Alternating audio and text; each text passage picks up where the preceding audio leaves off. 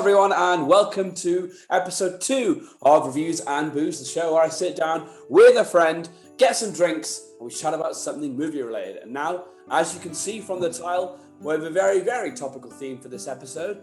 It's the holiday season. They cancelled it last year. They're doing their best to cancel it this year. But before they do, we are here to find out what is indeed the best Christmas film of all time. Now, for a special episode like this, on a special show with a special theme, we require a special guest. And we have that in the form of the wonderful, the effervescent, the extravagant Miss Rachel Szaruta. Hey.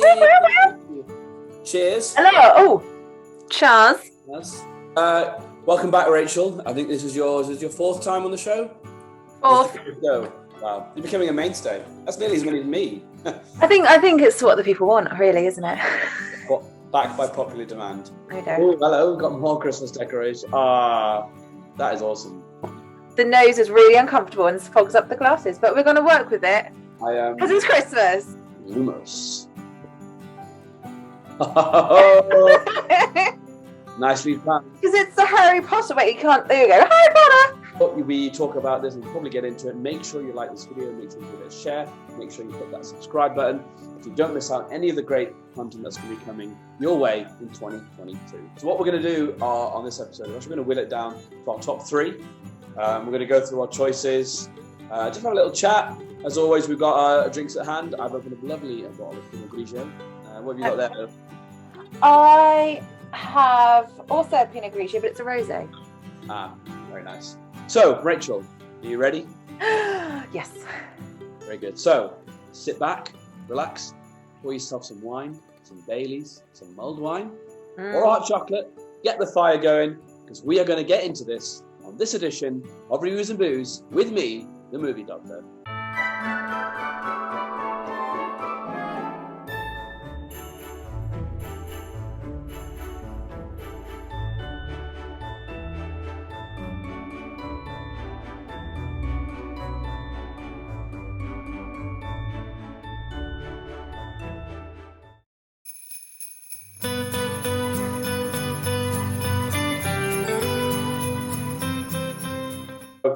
So, Rachel, before we get into your choices, I want to know what in your head are the requirements, the essential criteria that makes a great Christmas film. What are things that you're looking for?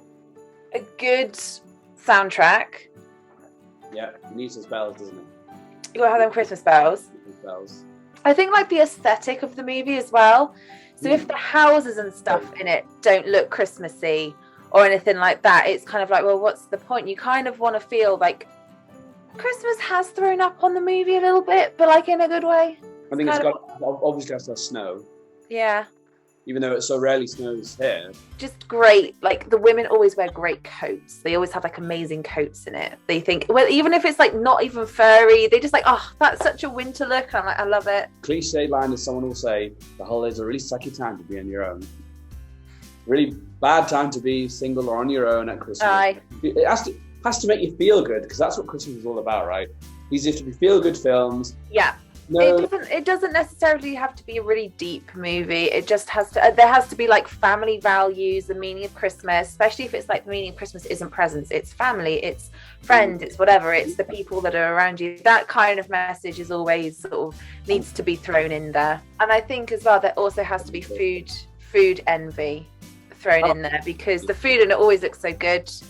Even if it's not Christmas food, it still looks good. We've got coat envy. We've got snow envy. Aye. Okay. If I don't come away, especially if it has got Santa in it, if I don't come away thinking actually Santa could be real, if I don't question my own sort of like, is it a thing? Is he actually real? Then it's not a Christmas movie. Third best Christmas film of all time. What are we going for? Let's go. Hit me. What we got? For me, it's probably going to have to be The Holiday with Jude Law, Kate Winslet, Cameron Diaz, and Jack Black, because I know there's probably some fundamental flaws, like narrative flaws with the movie, but that's fine. It's Hollywood. What do you expect? But the movie itself, it's just sort of, two women who have had no luck in love, just going on a random trip and just finding love at the end of it. And yes, that may put false hope in the idea of that's how love works. It's not. However, it does make me hopeful in my 31-year-old self that someday something could happen. It's the magic of Christmas. You know, Kate Winslet, I kind of related to her character a bit because when she's talking to Arthur and saying about her love life, and he says to her, "Oh, you're playing you're the leading gal, but you're playing the best friend role in your own life." And I was like, it spoke to me. So it's just a lovely film with some great characters and lovely cracking Christmas soundtrack. So yeah, that's my number 3. That's my it's something that I like to watch. It's easy to watch. I crack it on every year if I can, and yeah, that is my number 3. Interesting. I did have Holiday on my list as well. Not at number 3 though. I put it at number 2. Woo! Like you said, it's got loads of narrative issues, but who cares, man? It's Christmas. It's a time for miracles, and you can ignore those flaws. It's about how it makes you feel. And it's 2 very different love stories. So you've got Kate Winslet's character that's been bitten in the ass by this douche of a man who keeps keeping her on the hook and everything like that, and she finally finds the inner strength to go, up yours, I'm going off and I'm going to go live my life how I want to do it, and screw you keep going messing yourself up, and you do you, I'm going to go do me. And I love that. And also you have Cameron Diaz, who sort of finds, she can't cry and things like that, and it's not until she sort of really does find someone who she loves that she's able to cry again. And I know it's sort of probably unrealistic, but it's a movie, and it's just a nice little touch. It's a nice little story. I think it's just a really feel-good film. Particularly for me, I really like the bits that are set here in Britain. It's got that quintessential English village. Yeah. Snow on it, and it's a little cottage and this nice village with it's just a kind of very idyllic, isn't it? Visually, it's really, really nice. A lot of stereotypical English stuff in there, but it's still really good. It's there's not that many villages around that gets it rarely snows at Christmas here for starters. You're an American and have watched The Holiday and then wanted to come here for Christmas. We're so sorry. But it's to stop us from sounding too typically British. It's probably going to be raining. So, I did some research into this, and most people have. The Holidays, it usually finds its place on people's lists. Jude Law's character, who's obviously he's lost his wife, but he ends up then going to find love somewhere else every night and things like that. So it doesn't just go, it's just this one character and it's just this type of love. It's all the different types that are around and people deal with. And yeah, I think it sort of kind of covers all of it. It's not just your stereotypical cheesy Christmas movie. There is a little bit more to it. It does touch on a bit more relationship stuff than a lot of other movies do. So yeah, even the cheesy bits are it's fine. They're we're gonna be cheesy, but so what? It's a Christmas film. I tell you one thing about The Holiday that I really did like. I actually did really like Jude Law's character. Mm-hmm. And then Jude Law, though, he does, when he kind of comes in, he's playing a very kind of that handsome British gentleman figure. But I did quite like, when I remember watching it the first time, you weren't quite expecting him to actually be a single dad, a widower with daughters and stuff. So I thought that was a nice touch, actually. He has been hurt in the past, but by tragedy, by real tragedy. And I thought it's a bit more of a modern twist as well, like it being a single father, or not, usually it'd be a single mother or something. It was a nice twist to have it being a single father, trying to still be himself, but also be a father and try and keep those two separate. And then obviously Cameron Diaz coming into the picture and showing actually you can do both, sort of thing. So yeah, Holiday, classic, great Christmas film. And cheers. List. So maybe I should tell you what I had at number 3 then. Yes. I had number 3, again, follows the kind of very, very feel-good films, and it's Elf. I watched it recently because there was a long gap where I hadn't seen it, and that's not because I don't like it before you start. It's just things you just, obviously it's a Christmas film if you watch around Christmas, but just decided to watch it again very recently, and it's just likable for so many reasons. And also I think a lot of that is to do with the fact that it's Will Ferrell before he's kind of become Will Ferrell as we know, before he's become too Will Ferrell, that when he became the big movie star Will Ferrell. Yeah. Before he became Ron Burgundy, all of that. This is Will Ferrell just before he hasn't quite hit the big time yet. there are a lot of people actually who still think it's his best ever film. Breaks away from the convention as well of like, like we're talking about with Holiday, what that has in it. It breaks away from that kind of, has a nice little story, but it's a completely different Christmas story about, this elf and his journey that he's going on. And I think it's just really sweet. It's really funny at the heart. It's really sweet. And obviously it's got a very young Zooey Deschanel in it. A lot of people don't realize that she's in it. Yeah. And plays quite a big part in it as well. It's actually got a lot of people have become big now. Actually, when you look back through it, it's got Peter Dinklage in it. Oh yeah, it does, doesn't it? So yeah, and it's got Jon Favreau's in it. Obviously, he wrote it, he directed it, and like this is when the kind of stuff he was doing. But you can see the charm and that laid-back nature that he brings to his other roles. And he's obviously gone and done the Marvel stuff and stuff. But you can see the early signs of that here. I know comparing Elf to the MCU, but you can just see all of those things. And of course, it's got James Caan in it. Yeah. Legendary actor, obviously, well known from The Godfather. The fact that he's Buddy, obviously, who's Will Ferrell's character, his dad. The fact that he was in that and he was able to make that work and stuff. So there's so many good things in there that make this a great film, just to make it a great watch. Because probably on paper, you would think this would be a bit of a mess. I think I need to watch it again now. This is sort of like, it was on TV the other day and I was like, but I couldn't watch it. Yeah, just to really keeps you smiling, feel good. It's just a generally warm film that really sort of sums up Christmas. It's got a message, and again, a good story and a good kind of ending to it as well. Like a story of someone going through a difficult time or trying to on their journey, but they get there in the end.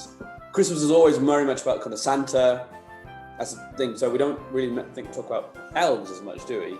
No.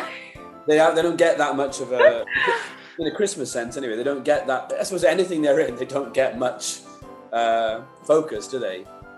They're always like second tier or third tier. Lord of the Rings.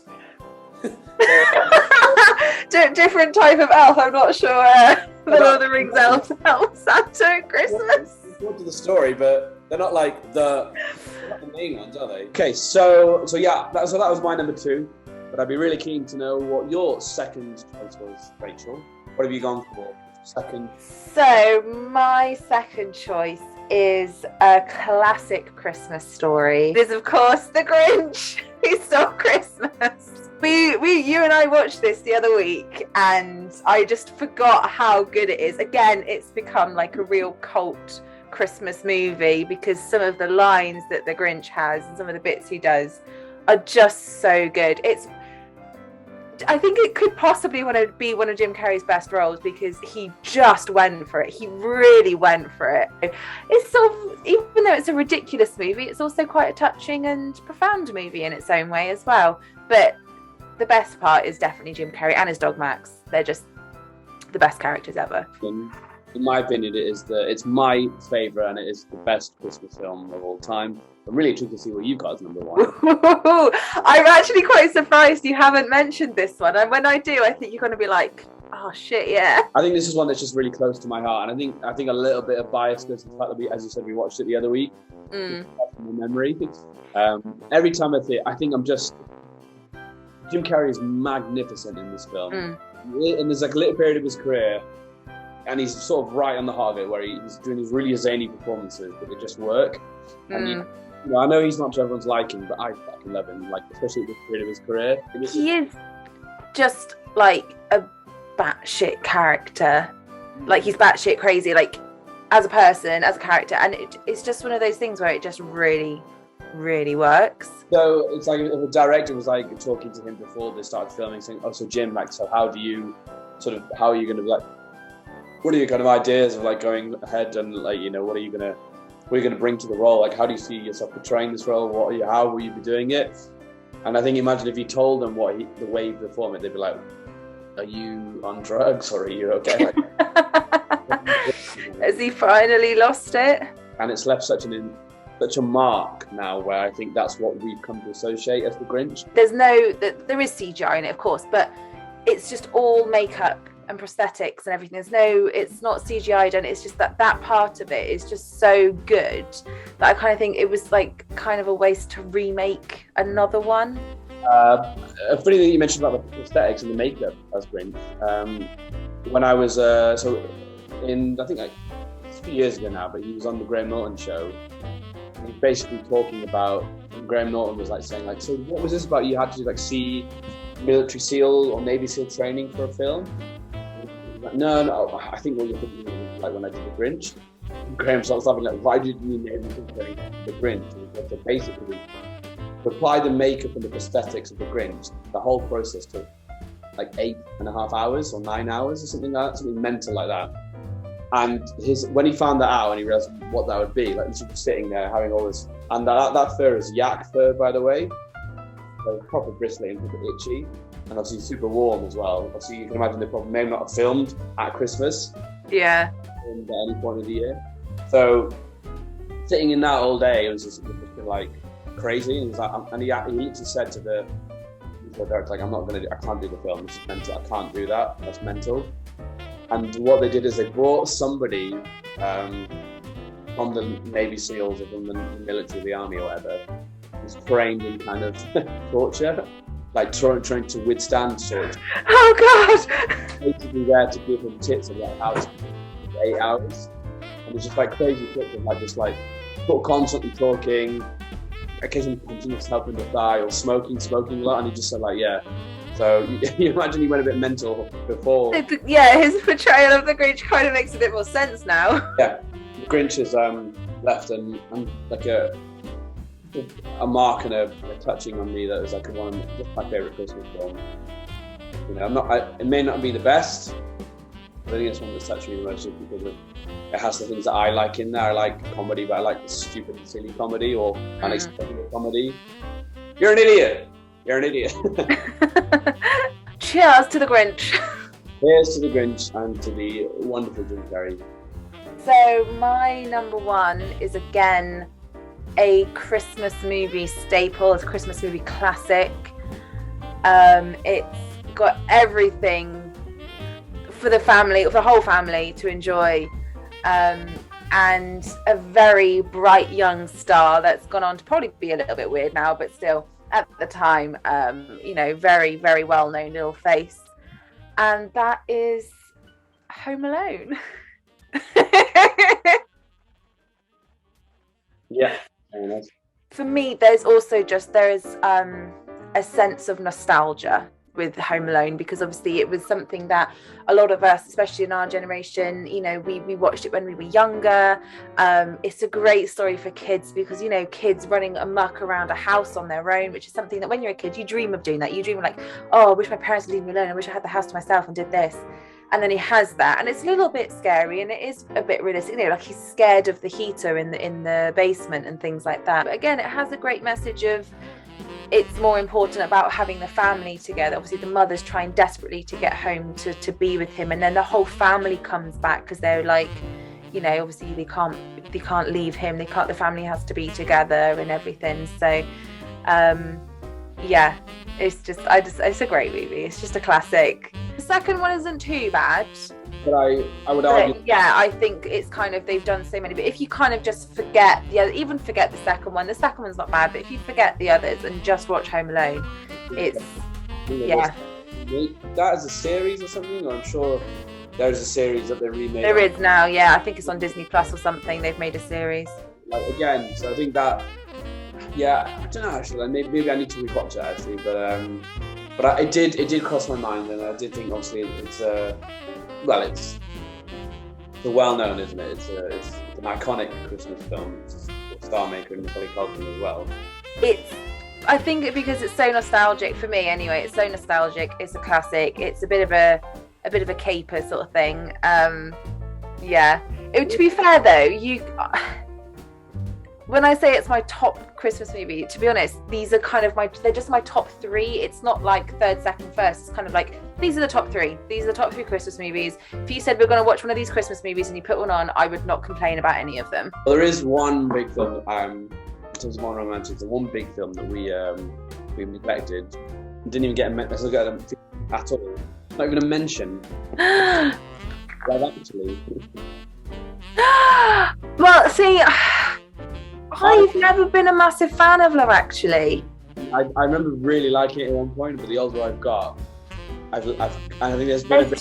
There's so many flaws with it, like fundamental sort of flaws in terms of like the messages it sends and stuff. So I'm kind of a bit like, There's been a lot of it's that. not aged well. But Yeah. mention more of your favourite ones. Like, tell us what your favourite one is and why it's your favourite, because it's really interesting to know, because the people might have, again, like a family tradition of a movie that we don't watch and things like that. So yeah, right.